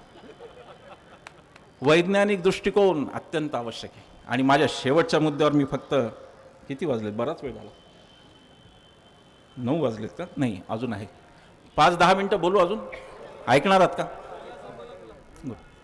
लोकांची मान्यता घेतलेली बरी, कारण ही मन की बात नाही, ही जन की बात आहे, म्हणून मान्यता घेतलेली. व्हॉट्सॲप युनिव्हर्सिटी आली 2012ला. हे मी सगळ्या भाषणांमध्ये सांगतो, हे रिपीटेड आहे, सगळ्या तुम्हाला सगळ्या माझ्या क्लिप्समध्ये हे दिसणार, पण हे सांगितलं पाहिजे, ते तरुण वर्गासाठी सांगितलं पाहिजे की हा देश कसा चालला आहे. त्या व्हॉट्सॲपच्या क्लिप्स. 14 तारखेला बाबासाहेबांची जयंती असते, 14 एप्रिलला, बरोबर 12-13 एप्रिलला तुमच्या इनबॉक्समध्ये येऊन पडणार की ते काय एकटाच घटना लिहिली का त्यांनी, 396 सदस्य होते, येणार तुमच्यावर, खात्रीने सांगतो येणार, यंत्रणाच आहे. अमित शहानी ऑन रेकॉर्ड, अमित शहा असं म्हणाले की खरं असो वा खोटं, लक्षात घ्या शब्द, खरं असो वा खोटं, आम्ही ते लाखो लोकांपर्यंत ताबडतोब नेऊ शकतो, असं ते म्हणाले. तो व्हॉट्सॲप आल्यावर त्यांना सांगायला लागतं की अरे बाबा, मसुदा समितीत 7च लोक होते, त्यातले 6 कधीच आले नाही, म्हणून बाबासाहेबांवर एकट्यांवर जिम्मेदारी पडली, म्हणून ते शिल्पकार, हे त्यांना आपल्याला सांगायला लागतं. सगळीकडे विष पेरायचं, बाबासाहेबांच्या आणि गांधीजीच्या नात्यात विष पेरायचं. त्यांचं भांडण फार रंगून, काय भांडण होतं, बाबासाहेबांचा आणि गांधीजीचा काय धुऱ्याचा वाद होता का? आणि ह्या माणसांचं मोठेपण ते लक्षात घेत नाहीत की शेवटी गांधीजींचे प्राण जेव्हा लागले, की गांधीजींचे प्राण जातात, तेव्हा बाबासाहेबांनी माघार घेतली, हे ते लक्षात घेत नाही. की एवढ्या मोठ्या मनाचा माणूस की गांधीजींसाठी त्यांनी स्वतः माघार घेतली, हे ते सांगत नाहीत कधी. बाबासाहेबांचे आणि गांधीजींचे मतभेद फार रंगून सांगितले जातात, पण प्यारेलालजी होते गांधीजींचे सेक्रेटरी, त्यांचं एक पुस्तक आहे, आत्मचरित्र आहे त्याचं. गांधीजींनी नंतर असं जाहीर केलं होतं की मी यापुढे त्याच लग्नात जाईन ज्या दोनपैकी एक म्हणजे वर किंवा वधू हे अस्पृश्य समाजातून असले गांधीजींनी जाहीर केले. आणि बाबासाहेबांचं दुसरं लग्न झालं माई आंबेडकरांबरोबर, तो आंतरजातीय विवाह होता. आणि बाबासाहेब कारमधून चालले होते, प्यारेलालजींनी ही आठवण लिहिली आहे. आणि प्यारेलालजी म्हणले की मी रस्त्याने चाललेला पाहताच बाबासाहेबांनी गाडी थांबवली. बाबासाहेब गाडीतून उतरले आणि मला मिठीत घेतलं आणि त्यांच्या डोळ्यात अश्रू यायला लागले आणि ते म्हणाले की प्यारेलालजी, बापू आज जिवंत असते तर माझ्या या लग्नाला नक्की आले असते. हे नाही सांगायचं कधी, राष्ट्रनेत्यांचं प्रेम नाही सांगायचं कधी. अरे ती माणसं मोठी होती, प्रत्येकाला स्वतंत्र मेंदू होता. ते काही अशा संघटनेचे सभासद नव्हते की दक्ष म्हणलं की दक्ष नाही तर नाही, असं नव्हतं. ते त्यांची स्वतंत्र बुद्धी होती प्रत्येकाची. आणि ते मतभेद असणार, ते होतेच, असणारच. दोन माणसं मोठी बुद्धीने येतात तर मतभेद होणार, पण ते मतभेद सोडवण्याची त्यांची एक पद्धत होती जी देशहिताच्या कधीही पुढे गेली नाही. आणि देशहिताची वेळ आली तेव्हा सगळ्यांनी आपापल्या परीने माघार घेतली आणि या देशाचं हित साधलं. पण ते सांगायचं नाही. पटेल आणि नेहरू तो काय भांडण रंगून सांगतात, सरदार पटेल पंतप्रधान झाले असते तर. अरे पटेल पंतप्रधान झाले असते तर तुमच्यावर आजन्म बंदी घातली असती. RSSवर पहिली बंदी सरदार पटेलांनी घातली. हे तर नेहरूंचं मोठेपण होतं. ते आज देशाला भोवतंय. कदाचित नेहरूंची जर कोणती चूक आहे तर मला ही वाटते ती चूक, की नेहरूंनी सांगितलं की हा देश स्वतंत्र झाला, आता मी कोणत्याही संघटनेवर बंदी घालू इच्छित नाही. हे सांगणारे नेहरू, मला असं वाटतं नेहरूंची ती मोठी चूक झाली. हे जे नेहरूंच्या चुका दाखवतात, एक ती पण चूक दाखवा म्हणा. पंडित नेहरूंच्या वडिलांनी ते तिकडे प्रॅक्टिस करायचे लंडनला. 1900 साली, इसवी सन 1900, 19,000 रुपयाला हवेली विकत घेतली. आणि त्या हवेलीचं त्यांना काय बुद्धी सुचली माहीत नाही, त्यांनी गांधीजींना आणलं. गांधीजी म्हणले 4 माणसांसाठी एवढी हवेली काय करायची, ही काँग्रेसचं मुख्यालय आजपासून. आणि ती काँग्रेसचं मुख्यालय झालं, त्याला स्वराज भवन म्हणतात. त्याच्यासाठी नेहरूंच्या वडिलांनी 19,000 रुपये खर्च केला 1900 साली. तेव्हा यांचे कोण काय करत होते मला माहीत नाही, हे तर चहा विकायचे खूप नंतरचे यांचे किस्से आहेत. पण त्यावेळेला ती घेतली होती, देऊन टाकलं. आनंद भवनमध्ये राहायला गेले, ते सुद्धा स्वतःच्या हयातीत दान केलं. आणि मी म्हणून सांगितलं की सोन्याचा चमचा घेऊन आलेला माणूस मरताना एकही सातबारा त्याच्या नावावर नव्हता. अशा नेहरूंवर हे टीका करणार, हे सांगणार पटेल आणि नेहरू. फार लांब जायची गरज नाही. काकासाहेब गाडगीळ पहिल्या मंत्रिमंडळात होते, त्याच्यानंतरही ते लोकसभेचे सदस्य होते पुण्यातले. त्यांनी एक आत्मचरित्र लिहिलं, पथिक नावाचं. आणि त्या आत्मचरित्रात काकासाहेब लिहितात की मला मृत्यूच्या काही दिवस आधी सरदार पटेलांनी बोलवलं आणि मला सांगितलं की तू मला 2 वचनं द्यायची आहेत. एक म्हणजे मी ज्या दिवशी मरेन त्या दिवशी दिवसभर तू जवाहरची साथ सोडणार नाहीस, कारण माझ्या जाण्याचा धक्का त्याला सहन होणार नाही. आणि दुसरं म्हणजे तू काँग्रेसमध्ये असेपर्यंत, तुझ्या जीवात जीव आहेपर्यंत तू जवाहरची साथ सोडणार नाहीस. काँग्रेस अंतर्गत तू जवाहरला कधी एकटा पडू देणार नाहीस. असा माणूस पंतप्रधान पदाच्या शर्यतीत असतो का? मणिबाईंनी फार छान डायरी लिहिली आहे. मुलीचं ते दस्तावेज शिल्लक आहेत ते आत्ता. यांनी किती खोटं म्हणू द्या, आपण फक्त वाचायची सवय लावली तर यांचा खोटेपणा सगळं आपण उघडा पाडू शकतो. मणिबाईंनी डायरीत खूप गोष्टी लिहिल्या. त्या मणिबाईं पुढे खासदार पण झाल्या काँग्रेसकडून. हे सांगतात ना वंशज कुठे गेले, अरे वंशज खासदार झाले रे सर, तुम्हालाच माहिती नसतो इतिहास, त्याला कोण काय करेल. सरदार पटेल पंतप्रधान होण्याच्या शारीरिक अवस्थेत नव्हते. त्यांनी आधीच पत्र लिहिलं होतं काँग्रेसच्या कार्यकर्त्यांना, नेत्यांना, की आता माझ्या जाण्याचीच थेट वार्ता येईल, तुम्ही माझ्या आजाराची पण वार्ता येईल असं समजू नका. ते काय पंतप्रधान पदाच्या शर्यतीत असतात. भांडणं सतत दाखवायची. महात्मा गांधींनी म्हणलं की मी जे न बोलता माझ्या मनातलं ज्याला कळतं असा एकच माणूस म्हणजे सरदार पटेल. आणि ज्याला माझ्याही मनातलं कळतं तो माणूस सरदार पटेल, आणि ज्याच्या मनातलं मला कळतं तोही माणूस मीच. हे त्यांचं नातं होतं. गांधीजी सरदारांना अहिंसेचा हिंसक प्रचारक म्हणायचे. सरदार एकही दिवस हिंसक नव्हते. हे सांगण्याची गरज आहे, नाही तर उद्या कदाचित हे लिहिलं जाईल की सरदार पटेल हे संघाचे 3रे सरसंघचालक होते, असाही इतिहास लिहिला जाईल. सुभाषबाबूंवरही लिहिला जाईल, सगळ्यांवर लिहिला जाईल. सबकी बारी आएगी, किसी को नहीं छोडेंगे, सगळ्यांवर करणार. गांधी नेहरू नातं असो, सरदार पटेल आणि गांधी नातं असो, ते नाते यांना समजच नाही, कारण हे सगळ्या नात्यांना अडवाणी मोदीच्या नात्यात बघायला जातात. हा यांचा प्रॉब्लेम आहे. ते जर शुद्ध दृष्टीने समजतील तर त्यांच्या लक्षात येईल की ही माणसं काय होती आणि ही माणसं किती मोठी. सरदार अतिशय श्रीमंत उच्च दर्जाची सरदारांची राहणी होती, कारण सरदार गांधीजींच्या आधी 4 वर्ष बॅरिस्टर होऊन परत आले होते. आणि गोध्राला, आता ते वेगळ्याच कारणासाठी प्रसिद्ध आहे दुर्दैवानी, पण गोध्राला ते प्रॅक्टिस करत होते. आणि आपल्याला माहिती आहे की पहिल्या केसमध्ये गांधीजी उभे राहिले आणि त्यांची ततपप झाली, कोर्टासमोर बोलताच आलं नाही काही. आणि अतिशय अपमानित, लज्जित होऊन गांधी बाहेर जात होते. आणि जाता जाता सरदार पटेलांनी शेरा मारला, अरे ये तो भगोडा बॅरिस्टर निघला, असा शेरा गांधीजींवर मारला. त्या सरदार पटेलांनी लिहिलं आहे की पुढच्या काही महिन्यात हा माणूस माझा नेता कसा झाला, हा भगोडा बॅरिस्टर, हे मलाही कळलं नाही. गांधीजी सगळ्यांना राजकारणात आणून आम आदमी बनवायचे. राचुरीजी, तुमच्या पक्षाचा नाही संबंध, माझा नव्हताच जास्त. लोकांनी मला ते आम आदमी पार्टीचंच ठरवलं. पोस्टमन पण माझ्याकडे तुमचे पत्र आणून देतं पुण्यातले, आता काय करायचं. म्हणलं बाबा एकही दिवस मी नव्हतो आम आदमी पार्टीमध्ये. त्यांना ते मान्यच होत नाही पोस्टमनला. गांधीजी त्याला आधी सामान्य माणूस बनवायचे. आचार्य कृपलानी नोकरी सोडून आले प्राध्यापकीची. गांधीजींना म्हणले आता मी तुमच्या सेवेत, सांगा मी काय करू. गांधीजी म्हणले की कस्तुरबा चटणी कुटतीये स्वयंपाकघरात, तिला जाऊन मदत करा.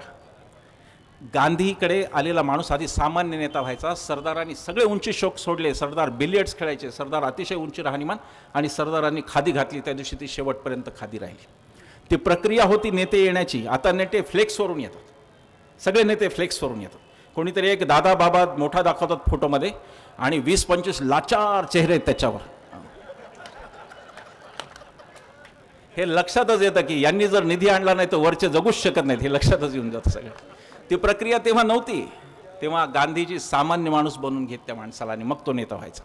सरदार पटेलांचं भांडण व्हायचं की बापूंची सेवा मीच करणार, हे सरदार पटेलांचं भांडण व्हायचं. मी अनेक गोष्टी सांगू शकतो, वेळेच्या अभावी त्या फार सांगतात नाही. पण हे सतत विषाची पेरणी. सुभाष बाबू सतत विषयाची पेरणी. मी सांगितलं मगाशी मतभेद काय होते, हुकुमशाहीच्या मदतीने आणायचं काय एवढंच होतं. नेहरूंनी त्यांना एक पत्र लिहिलं. जेव्हा सुभाषबाबू घाई करत होते, नेहरूंनी एक पत्र लिहिलं. लक्षात ठेवा, ही गोष्ट पक्की लक्षात ठेवा, काँग्रेस अंतर्गत जर दोन कोण एकमेकांचे अतिशय घट्ट मित्र होते ते जवाहरलाल नेहरू बोस होते, कारण हे दोघंही समाजवादी होते. काँग्रेसच्या अंतर्गतचा एक समाजवाद होता, आणि तिथे हे दोघं कट्टर मित्र होते. सुभाषबाबूंनी जेव्हा संपूर्ण स्वातंत्र्याचं, आणि ते सगळं आपल्याला माहिती आहे, गांधीजींनी सांगितलं की आप अभी तयार नाही है, अजून तुम्ही तयार नाही स्वातंत्र्याला, वगैरे वगैरे, ते सगळं माहिती आहे. पण स्वातंत्र्य लवकर मिळवायचं याच्याबद्दल एक पत्र नेहरूंनी लिहिलं सुभाषबाबूंना, आणि त्या पत्रात नेहरू असं म्हणतात की आपण दोघंही लोकप्रिय नेते आहोत. लोक आपल्याला बघायला प्रचंड संख्येने येतात, आपल्या जाहीर सभांना प्रचंड गर्दी करतात, आपल्यासाठी टाळ्याही वाजवतात, पण एक लक्षात ठेवा, जाताना ते गांधीजी की जय म्हणतात. नेता कळावा लागतो तो असा कळावा लागतो. आमचा नेता काय हे असं कळावं लागतं. हे म्हणत होते सुभाषबाबूंना नेहरूंनी लिहिले की या देशात आज घडीला तुमच्या एवढा मोठा देशभक्त माझ्या पाहण्यात नाही, फक्त तुम्ही उतावळेपणा करू नका, एवढंच त्यांचं म्हणणं होतं. स्वातंत्र्य जर हुकुमशाहीतून आलं असतं तर त्याच्यात लोकशाही टिकली नसती, हे त्यांना कळत होतं. म्हणून मुसोलिनीची बायको नेहरूंच्यासाठी एअरपोर्टवर पॅरिसचा डबा घेऊन आली होती जेवणाचा, नेहरूंनी तिची भेटसुद्धा नाकारली. हे याला हुकुमशाहीला विरोध म्हणतात. तो असा असतो, तो कणाकणात असतो आपल्या, आणि लोकशाही ही कणाकणात असते माणसाच्या. त्या सुभाषबाबूंबद्दल वाटेल ते किस्से रंगवायचे. परवा मोहनजी भागवत यांच्या उपस्थितीत कलकत्त्यात सुभाषबाबूंचं काहीतरी केलं. सुभाषबाबूंच्या पोरींनी जर्मनीतून पत्र लिहिलं की सुभाषबाबूंचा आणि तुमचा काही एक संबंध नाही, दाखवायचा प्रयत्न करू नका, सुभाषबाबूंची धर्मनिरपेक्ष विचारधारा स्वीकारा, मग सुभाषबाबूंचे कार्यक्रम करा, हे त्या मुलींनी लिहिलं. अत्यंत खोटं पसरवणारी युनिव्हर्सिटी, व्हॉट्सअप युनिव्हर्सिटी. काही झालं की व्हॉट्सअप, तेच तेवढंच. सुभाषबाबूंचे म्हणे अन्याय केला. अरे बेटा, तू बघ ना अडवाणी मुरली मनोहर जोशीवर काय अन्याय झाला. तू कुठे सुभाषबाबूकडे जातो? तुझा जीव किती, तू बघ, तुला 40 पैसे पोस्ट, तुझा भाव, आपला पगार काय, बोलायचं काय, काहीतरी तो विचार कर. इथलं बोल ना, अडवाणींचं बोल, बाकी सोड. देवेंद्र फडणवीसांनी बाकीच्यांना काय केलं ते कर, पंकजाताईंना काय कसं वागवलं ते लिही ना. कुठे तू जातो सुभाषबाबू कशाला जातो? पण ते सांगायचं. शेवटचं सांगतो सुभाषबाबू आणि गांधीचं नातं, आणि मी थांबणार आहे. सुभाषबाबू जेव्हा भांडण झाल्यानंतर काँग्रेस त्यांनी सोडली आणि सुभाषबाबू परदेशात गेले, तिथं त्यांना पत्रकारांनी विचारलं की ते तुमचं आणि गांधीजींचं भांडण याबद्दल काय सांगाल. तेव्हा सुभाषबाबू असं म्हणाले की आमच्या भारतीय संस्कृतीत बाप लेकाचं भांडण तिसऱ्या ठिकाणी जाऊन सांगत नाहीत. ही माणसं शत्रू असतात का एकमेकाची? ही माणसं एकमेकांची शत्रू नसतात. तुमच्या विकृतीकरणाच्या मोहिमेत तुम्ही यांना शत्रू केलं आहे. तुम्हाला तो इतिहास पुसायचा आहे, कारण तुमचं त्यात काहीही योगदान नव्हतं. पुन्हा परवा एक व्हॉट्सअपच त्यांच्यावरही आता यायला लागले व्हॉट्सअप. आधी फक्त काही लोकांवर येत होते, राहुल गांधीवर, आदित्य ठाकरे, आता त्यांच्यावर यायला लागले. परवा कोणीतरी एक व्हॉट्सअप दाखवला, म्हणे पेट्रोल पंपावरचा मुलगा गाडी घेऊन हे पेट्रोल भरायला जातात, तर म्हणतात अहो साहेब, आधी ते संघाचं योगदान पाहून घ्या स्वातंत्र्य संग्रामातलं. तो म्हणतो म्हणजे काय, झिरो पाहून घ्या म्हणलो ना, असं ते म्हणतो. स्वतःचं कोणताही योगदान नाही, तिथं ते यांना उद्ध्वस्त करायचं. जुनं संसद भवन ठेवायचं नाही, कारण ते मोदींनी बांधलेलं नाही, नवीन संसद भवन. सगळं नवीन करायचं आहे. मोदींना एक पत्रकार चांगलं म्हणले, व्यंकटेश केशरी नावाचे, की मोदींना शक करता व्हायचं आहे. म्हणजे संवत्सरच माझ्यापासून सुरू, जसं शिवशक म्हणतो आपण, शिवाजी महाराजांपासून सुरू होतं, विक्रम संवत, शालिवाहन शक सुरू होतं, तसं एक मोदी शक त्यांना सुरू करायचं. आता ते शक सुरू करण्यात त्यांचा हातभार लावायचा का नाही, की एवढा प्रश्न आपल्या पुढे आहे. आणि म्हणून हे राजकीय आवाहन आहे, तळमळीचं आवाहन आहे, की 24ला मतदानाला जाताना या सगळ्या गोष्टी लक्षात ठेवा, तरच मी इथं आल्याचं काहीतरी चीज होईल. अन्यथा पहिले पाडे 55 झाले तर हा देश, ही लोकशाही, हे संविधान, हे सगळं विसरून जाण्याची तयारी ठेवा. EVMचा मुद्दा मी फारसा बोलत नाही आहे. त्याचं कारण असं आहे की EVM आम्ही परवा एक डेमो पण दिला, त्याच्यामध्ये प्रोग्रामिंग करता येतं, 3रं किंवा 4थं मत अमक्या पक्षाला दिलं असं प्रोग्रामिंग करता येतं. पण सरसगट EVMमुळं हे नाही आहे. याच्यामध्ये अनेक गोष्टी आहेत, त्या मी आत्ता बोलत नाही. आता उदाहरणार्थ 21 जागा त्यांच्या मध्य प्रदेशमधल्या काँग्रेसच्या या समाजवादी पार्टीने बहुजन समाज पक्षाने खाल्ली. त्यांना जर जागांची वाटणी दिली असतं तर ते घडलं नसतं. ते राजकीय गणित पण आहे त्याच्यामागे. त्यामुळे EVMच्या मुद्द्यावर आम्ही एवढंच म्हणलं. आता याचे काही असीम सरोदेंनी ऑलरेडी एक याचिका केली, आम्ही दुसरी एक करणार आहे, की VVPATला त्याच्यापासून तोडा. टेक्निकली VVPATला तो इनपुट जातो, म्हणजे एक पहिलं वोटिंग युनिट आहे, दुसरं VVPAT आहे आणि तिसरं कंट्रोलिंग युनिट आहे. तर VVPATला इनपुट जातो, ते बरोबर चिठ्ठी देतं आपल्याला, पण VVPAT पुढे काय करतो ते कळत नाही. म्हणून तेवढी एक मागणी केली. त्या मुद्द्यावर आपण मला तुमचा आत्मविश्वास तुम्हाला गमवायचा. EVM जर आपण सतत म्हणलो की EVMमध्ये खोट आहे, तर लोक मतदानाला पण जाणार नाहीत. लोक म्हणतील आता काय झालंच आहे मॅनेज. त्यामुळे हा मुद्दा मी फार बोलणार नाही. गडबडी असेल तर तांत्रिकता रिपेअर करून सुप्रीम कोर्टात याचिका करून त्या सुधारवण्याला वाव आहे, पण EVMचं कारण मी पूर्णतः देणार नाही. मला असं वाटतं की हे सगळं कारण तुमच्या माझ्यापर्यंत येऊन थांबणार आहे. आणि म्हणून राष्ट्रकवी रामधारी सिंह यांचा एक शेवटचं म्हणतो आणि मी रजा घेतो. खूप उशीर झाला, खूप वेळ ऐकलं, त्याबद्दल तुमचे आभार मानून मी रजा घेणार आहे. तर ते म्हणतात की समर शेष है, युद्ध अजून बाकी आहे, 24चं युद्ध बाकी आहे. समर शेष है, नहीं पाप का भागी केवल व्याध. ज्याच्या हातात तो तीर कमाने, तो फक्त एकटा भागीदार नाही आहे. समर शेष है, नहीं पाप का भागी केवल व्याध. जो तटस्थ रहेगा समय लिखेगा उसका भी अपराध. धन्यवाद.